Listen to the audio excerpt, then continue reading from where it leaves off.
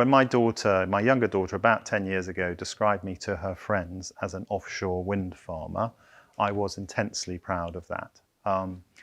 Because I had been so keen to be part of that industry, and to be thought of in those terms by her, I thought was charming and meaningful. I'm a well-paid geographer, right? So I was always interested in geography at school, both human geography and physical geography. And if I kind of stand back and say, how is it that I've ended up doing what I'm doing now? I've ended up being a well-paid geographer, working on really interesting projects, engaged with really interesting geographical, quasi-geographical, environmental, society, political things. Geography is a weird academic subject because it sort of draws on so many different things, and that has always just interested me.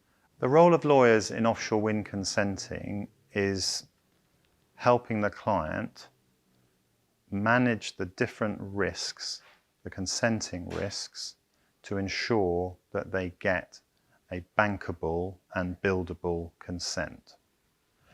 And so that's a fancy way of saying that there are lots of legal dimensions to issues, and there are also simply really careful thinking that is required. That doesn't strictly have to be by a lawyer, but clients have decided over the years that even though lawyers are expensive, they are worth having on the team to help with that thinking.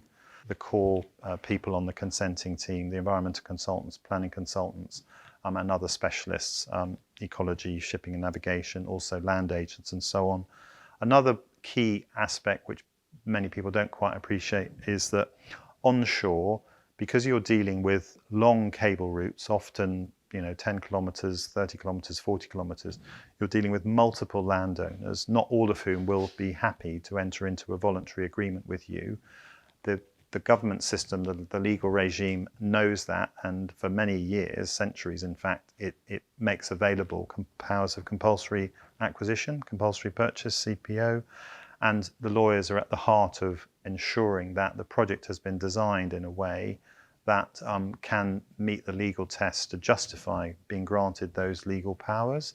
So I did a business economics degree, and I didn't actually realize that I could become a lawyer until after I'd finished that.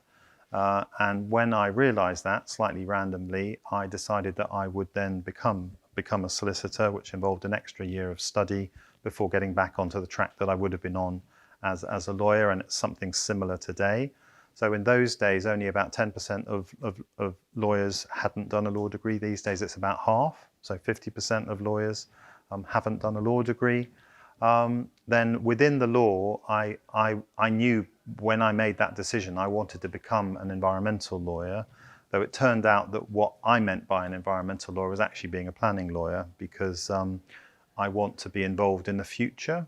So to be a good lawyer, certainly to be a good planning lawyer, you've got to be analytical, and you've got to be interested in wanting to understand the law, though in a funny way, actually giving formal legal advice is quite a small part of the role. You have to be able to understand arguments, you have to be able to understand policy, be able to construct an argument, you have to be able to deconstruct somebody else's argument. You have to be able to express yourself well, both verbally and in writing. You have to enjoy developing different types of relationships.